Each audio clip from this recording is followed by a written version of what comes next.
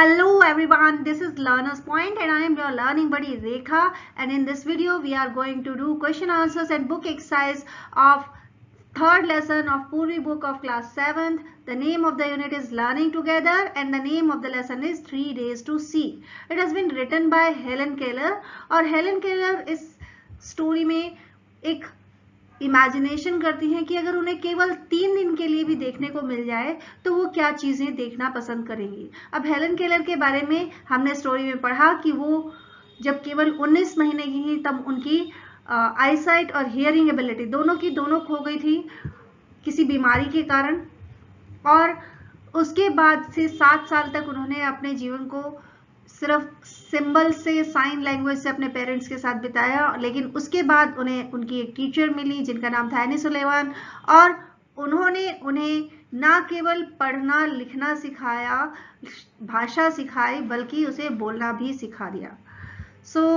एक fighter spirit वाले person की स्टोरी है ये, और उनकी एक विश जो है वो ये विश है कि वो 3 दिन के लिए अपनी आईसाइट को पाना चाहती हैं ताकि दुनिया में कुछ चीजों को देख सकें। और वो क्या चीजें देखना चाहती हैं वो उन्होंने चैप्टर में बताया।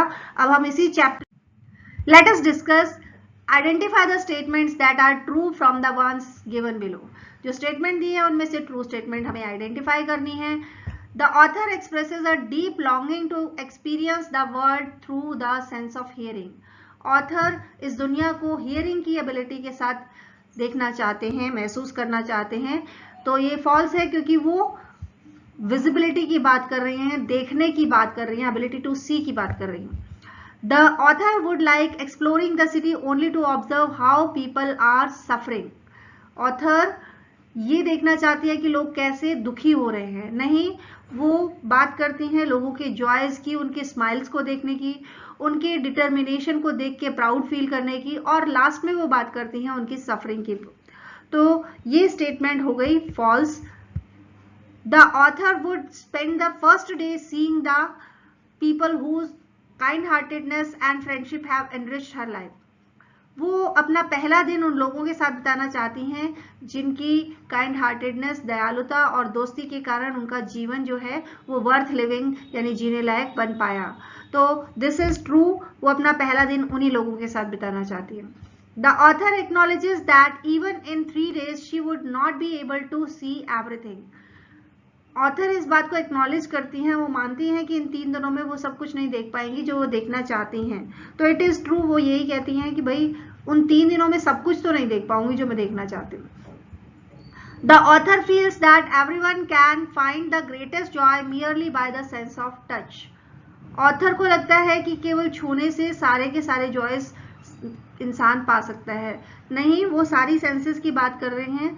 वो बस ये कहती हैं कि भाई छूकर मैं जब इतना जॉय ले सकती हूँ तो देखने से कितना खुशी मिलती होगी चीजों को, वो इसकी बात करती हैं। तो ये स्टेटमेंट भी फॉल्स हो गई।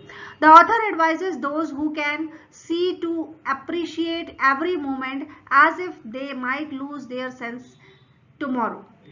ऑथर एडवाइस करती हैं कि जो लोग देख सकते हैं वो अपनी जिंदगी के हर मोमेंट को इस तरह एंजॉय करें कि जैसे कल ही ये सेंस खोने वाली है। तो इट इज ट्रू, वो ऐसा ही एडवाइस करती हैं।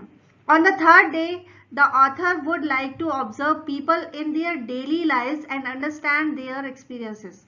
तीसरे दिन लोगों को उनकी डेली लाइफ में वो देखना चाहती हैं और उनके कैसे अनुभव होते हैं हर रोज के, वो देखना चाहते हैं। तो इट इज ऑल्सो ट्रू, वो थर्ड डे में यही चीज देखना। Complete the table with what Helen Keller wanted to do on the 3 days। जो उन्होंने इमेजिनेशन की है कि काश मुझे 3 दिन, सिर्फ 3 दिन के लिए साइट मिल जाए तो उन 3 दिन में मैं क्या क्या देखना चाहूंगी, वो 3 दिनों का एक्सपीरियंस, उनके विशेष जो हैं वो हमें इस टेबल में फिल करनी है। तो पहले दिन वो क्या चाहती हैं, she wants to see the people know her friends from the feel of their faces whose kindness and companionship have enriched her life। वो उन लोगों को देखना चाहती हैं, उनके साथ रहना चाहती हैं जिनके काइंडनेस और कंपेनियनशिप के कारण उनका जीवन जो है वो जीने लायक बन पाया। सेकेंड डे में she wants to arise with the dawn. सुबह उषा काल में वो जाग जाना चाहती हैं, to observe the transformation of night into day, ये देखने के लिए कि कैसे रात से दिन बनता है और सूरज धरती को अपनी रोशनी से जगाता है। Visit museums to see earth's history and man's progress, museums को में जाकर देखना चाहती हैं ताकि वो इंसान की हिस्ट्री की, उसके इतिहास की एक झलक ले सकें और इंसान की कैसे कैसे प्रगति हुई उसको देखना चाहती हैं। थर्ड डे में she wants to observe people in their daily lifes, लोगों को उनके रोजमर्रा के जीवन में देखना चाहती हैं। Understand their experiences by sight, देखकर उनके अनुभव कैसे होते हैं वो महसूस करना चाहती हैं, समझना चाहती हैं। एक्सप्लोर द वर्कडे वर्ल्ड, दिन प्रतिदिन का जो रोजमर्रा का रूटीन होता है लोगों को, वो उसको समझना चाहती हैं, उसको जीना चाहती हैं। Now the author says that you need eyes to be able to see the true self of a person. Author कहती हैं कि एक इंसान की सच्चाई को देखने के लिए तुम्हें आंखों की जरूरत होती है। Therefore she refers to the eyes as windows of the soul. इसीलिए वो आंखों को आत्मा की खिड़की कहती हैं। How is the narrator able to understand the feelings of a person?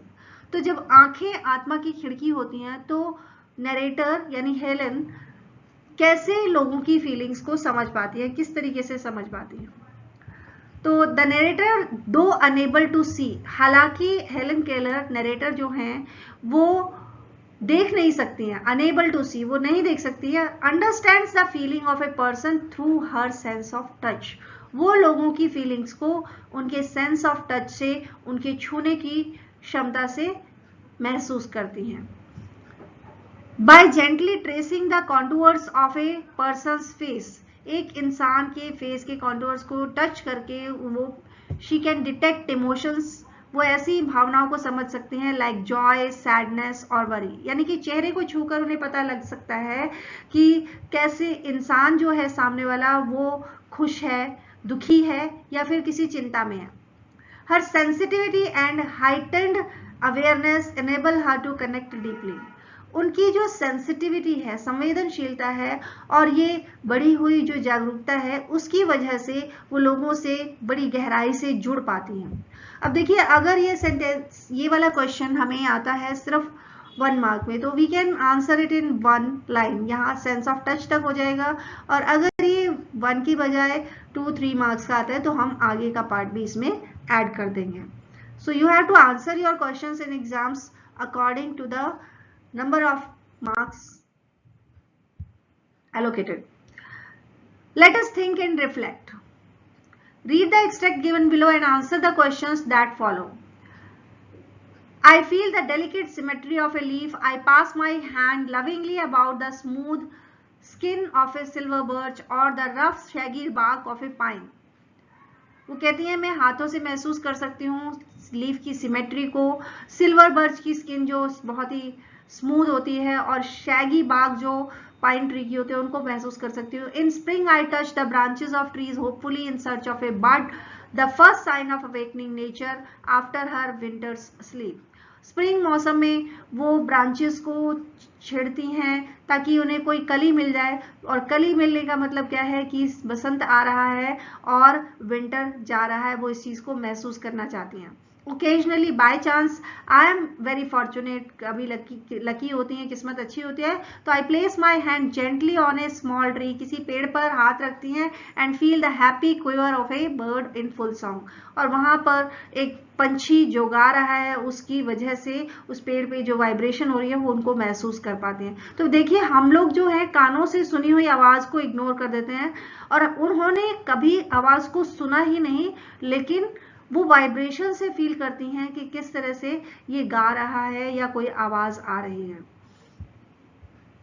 What does the delicate symmetry of a leaf symbolize? Delicate symmetry of leaf क्या symbolize करता है? तो delicate symmetry of a leaf symbolizes harmony, balance and beauty of nature. प्रकृति ने जो हर चीज में balance और ब्यूटी बनाई है उसको रिप्रेजेंट करता है ये delicate symmetry of a leaf. List 2 phrases from the extract that describe the texture of objects in nature. चीजों का जो टेक्सचर है वो डिस्क्राइब करने के लिए जो फ्रेजेस यूज किए गए हैं उनको बताना है। तो वो फ्रेजेस क्या है? The texture of object in nature are described as the smooth skin of A silver birch, silver birch की स्किन को स्मूथ बताया है, और the rough Shaggy bark of A pine, pine tree की बार्क को Shaggy और rough बताया है। तो ये फ्रेजेस टेक्सचर को present. Complete the sentence appropriately. The phrase awakening nature after her winter sleep refers to, ये जो फ्रेज यूज किया है कि नींद के बाद जागती हुई प्रकृति, ये फ्रेज किस चीज को रिप्रेजेंट करता है?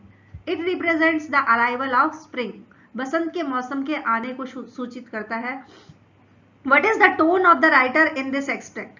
इस एक्सट्रैक्ट में राइटर का टोन कैसा है? नोस्टैल्जिक। नोस्टैल्जिक होता है remembering about past and feeling sad और हैप्पी ड्यू टू दैट। तो यहाँ पर पास्ट की बात नहीं कर रहे हैं, वो प्राउड भी नहीं है किसी चीज को लेकर, सेलिब्रिटीज की तरह से भी नहीं फील कर रही हैं, सेलिब्रेशन भी नहीं फील कर रही हैं, और एडमायरिंग टोन यहाँ पर इसका लगता है। तो she is praising the nature.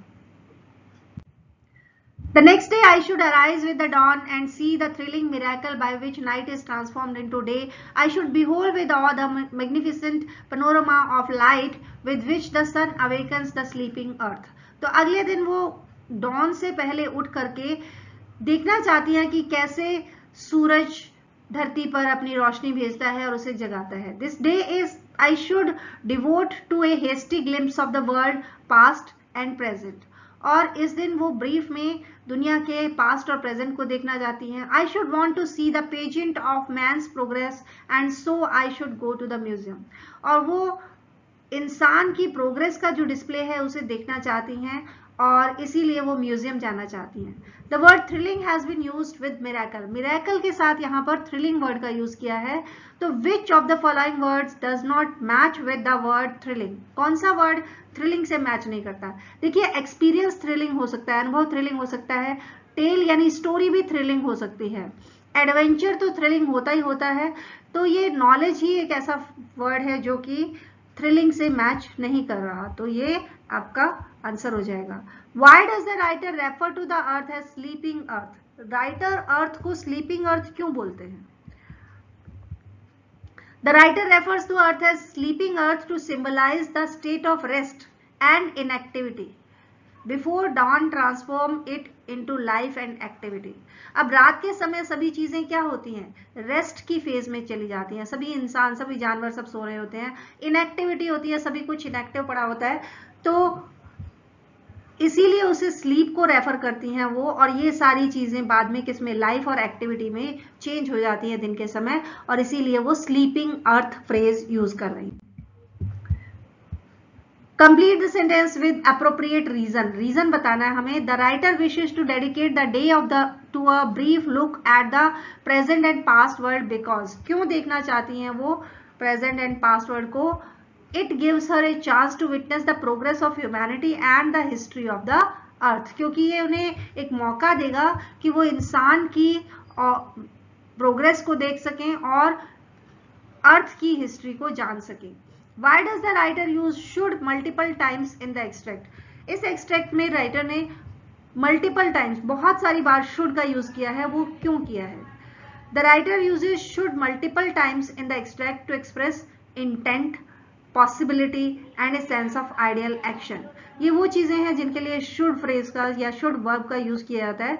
तो और इन सभी चीजों के लिए यहाँ पर उन्होंने शुड का यूज किया है। इंटेंट यानी इरादा, पॉसिबिलिटी संभावना, और सेंस ऑफ आइडियल एक्शन, इन सब के लिए यूज किया गया है। Now answer the following. The sense of touch makes up for the loss of site and hearing. Explain this statement with reference to the text. छूने की शक्ति जो है उसने हियरिंग और साइट, सुनने और देखने की जो शक्ति नहीं थी उसके लिए मेकअप किया है, यानी कि उसको पूरा करने की कोशिश की है, भरपाई करने की कोशिश की है, ये हमें बताना है।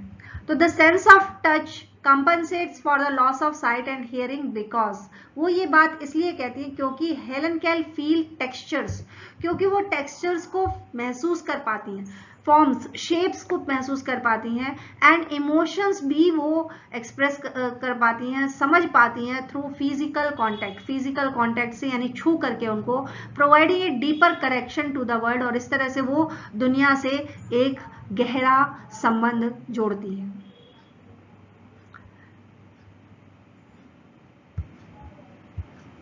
Why does the author believe that the sense of sight is the most wonderful? Author क्यों मानती हैं कि sense of sight सबसे खूबसूरत है? The author believes that sight is the most wonderful because it reveals the beauty, diversity and vibrant colors of life to us. वैसे तो सभी senses important है, लेकिन author ने साइट वाली सेंस को सबसे ज्यादा प्रेफर किया है क्योंकि इससे हमें खूबसूरती दिखती है, डाइवर्सिटी दिखती है हर चीज में, और वाइब्रेंट कलर्स को हम महसूस कर पाते हैं, पता लगा पाते हैं. How might the author's opinion on making the most of our senses guide us to be kinder towards people with special abilities? अब ऑथर का जो ये ओपिनियन है कि हमें अपनी सेंसेस को किस तरीके से इंजॉय करना चाहिए, वो हमें दूसरे लोगों के लिए जो कि स्पेशल एबिलिटीज वाले हैं या जिनके एक सेंस कोई कम है, जिसकी वजह से वो दुनिया में कुछ कम चीजें देख पाते हैं, उसके लिए हमें काइंडर कैसे बनाती है और दयालु कैसे बनाती है. The author's opinion encourages sensitivity. Author का जो ओपिनियन है वो हमारे अंदर सेंसिटिविटी यानी संवेदनशीलता जगाता है, and motivates people to value their senses. और लोगों को मोटिवेट करता है कि वो अपनी सेंसेस को वैल्यू करें, कि उन्हें एक बहुत बड़ी चीज मिली हुई है, उसकी वैल्यू होनी चाहिए. Promoting A kinder attitude towards individuals with special abilities. और इससे जो लोग स्पेशल एबिलिटीज वाले हैं उनके लिए एक और दया भरा एटीट्यूड लोगों में जागता है. What is the significance of imagining the loss of a sense according to the author? Author ये जो कहते हैं कि हमें इमेजिन करना है कि हमारी ये चीज अब नहीं रही, तो ये क्या इंपॉर्टेंस है इस चीज की, इसलिए वो ऐसा कहती हैं. Imagining the loss of a sense makes people appreciate their abilities more. ये एक बार अगर हम इमेजिन करें कि हमारे पास ये वाली योग्यता नहीं है, ये वाली सेंस नहीं है, तो हमें उस चीज की वैल्यू का पता चलता है. Encouraging them to enjoy their sensory experiences. और इससे हम प्रोत्साहित होते हैं कि जो हमें सेंसेस मिली हैं हम उनको फुलेस्ट में एंजॉय करें, उनको पूरी तरह से एंजॉय करें. क्योंकि जो चीज मिली हुई होती है ना, जनरली हम लोग उसको फॉर ग्रांटेड ले लेते हैं कि ये तो होती है, ये तो ऐसे ही होता है, ये तो वैसा ही होता है. अब जिसे देखना नेचुरल हम सबको लगता है कि नेचुरल है, देख रहे हैं तो कौन सी बड़ी बात है, लेकिन जिस इंसान ने कभी कुछ नहीं देखा उस इंसान को पता लगता है कि देखना कितनी बड़ी बात है. या फिर आज हम सुन रहे हैं और किस कल को हमारी सुनने की एबिलिटी चली जाती है तो हमें पता चलता है कि अरे सुने बिना तो कुछ पता ही नहीं है, कहाँ पर हम कहाँ गिर गए, क्या क्या चीज किसी ने आवाज लगाई और हमें पता भी नहीं लगा, या ट्रेन की आवाज आई और हम वहीं पे बीच में हो गए. तो ये इस तरह की चीजें हो सकती हैं. अगर हम एक सेंस को अगर खोया हुआ माने, हमें पता लगता है कि कितनी वैल्यूएबल हैं वो और उनका हमें उपयोग करना चाहिए. How does the author encourage people to approach their everyday sensory experiences. Author कैसे एनकरेज करता है कि उन्हें अपने सेंसरी एक्सपीरियंसेस को अप्रोच करना चाहिए. The author inspires people to fully engage with their senses. Author कहते हैं कि हमें फुली एंगेज होना चाहिए अपने सेंसेस के साथ, उनको एंजॉय करना चाहिए, रेलिश करना चाहिए, and cherish the everyday beauty. और हर रोज जो खूबसूरती हमें देखने को मिलती है, महसूस करने को मिलती है, एंड प्लेजर और जो खुशियां मिलती हैं these senses provide, in senses से उनको हमें एंजॉय करना चाहिए. What do the author's choices for the 3 days tell us about her values and priorities. Author ने 3 दिन जो चीजें देखने की इच्छा प्रकट की है उससे हमें उनकी वैल्यूज और उनकी प्रायोरिटीज, उनकी प्रमुखताओं के बारे में क्या पता चलता है. द ऑथर्स चॉइसेस रिवील मतलब एक्सपोज, शो, तो वो दिखाती हैं हर डीप एप्रिशिएशन ऑफ रिलेशनशिप्स, कि वो कैसे रिश्तों को महत्व देती हैं, क्योंकि वो उन लोगों के साथ पहला दिन बिताना चाहती हैं जिन लोगों ने उनके जीवन में महत्वपूर्ण सहयोग किया, जिन्होंने उनके साथ अच्छा समय बिताने की कोशिश की. नेचुरल वंडर्स वो फील करना चाहती हैं, ह्यूमन अचीवमेंट्स को जानना चाहती हैं, and the everyday life of people, लोगों की जो हर रोज की जिंदगी है उसके बारे में जानना चाहती हैं. Reflecting her values of gratitude and curiosity. और इन बातों से हमें पता चलता है, रिफ्लेक्टिंग मतलब शोइंग, दिखाती हैं हर वैल्यूज की, उनकी जो वैल्यूज हैं वो किन सी हैं, ग्रेटिट्यूड की हैं, आभारी होने की हैं, और क्यूरियोसिटी, और साथ ही साथ वो क्यूरियस भी हैं. तो यहाँ पर जो वैल्यूज निकल कर आई वो क्या है, appreciation of relationships, values of gratitude and curiosity. तो मेन ये वैल्यूज रिफ्लेक्ट होती हैं। See the beauty of nature. Sensory words are descriptive. Sensory words जो है वो डिस्क्रिप्टिव होते हैं, थोड़ा डिटेल में बताना पड़ता है। They describe how we experience the world, how we see, feel, hear, smell, taste etcetera. Complete the following table, हमें कंप्लीट करनी है। From the text in column 2, column 2 में जो है 5 सेंसेस इन कॉलम 1, कॉलम 1 में 5 सेंसेस डिस्क्राइब की हैं और टेक्स्ट से कुछ वर्ड्स कॉलम 2 में लिखे गए हैं और कॉलम 3 में हमें नए वर्ड्स ऐड करने हैं। बट यू सी, क्या हम देखते हैं? पैनोरमा, सीन देखते हैं कोई भी, और क्या देख सकते हैं? वाइब्रेंट कलर्स देख सकते हैं। वट यू हियर, क्या सुनते हैं? म्यूजिक सुनते हैं और साथ ही साथ हार्मोनिक म्यूजिक भी सुन सकते हैं। What you smell, perfume smell करते हैं और साथ ही साथ फ्रेग्रेंस भी स्मेल करते हैं। What you taste, relish, sweet, sweet taste enjoy करते हैं। What you feel, rough, rough feel करते हैं, सिल्की फील करते हैं। तो ये वर्ड्स हैं जो हमारी सेंसेस को डिस्क्राइब करने के लिए, सेंसेस से हम जिन चीजों को फील करते हैं उनको बता रहे हैं। Read the following sentences from the text and underline the verbs. Verbs को अंडरलाइन करना है हमें इन सेंटेंसेस से। और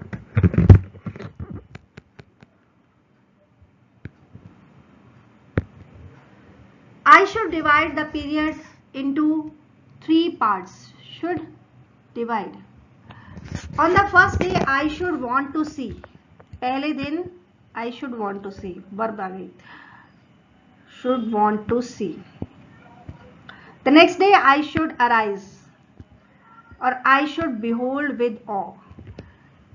ये हमारी verbs हैं, तो हमने इनको अंडरलाइन कर लिया। अब the words you have underlined are a combination of 2 words, 2 verbs के कॉम्बिनेशन है ये। In each of these sentences should is the modal verb and the second verb is the main verb. इन सभी में ये जो शुड है ये मॉडल वर्ब इस्तेमाल हुई है और जबकि बाकी जो पार्ट्स हैं वो मेन वर्ब है।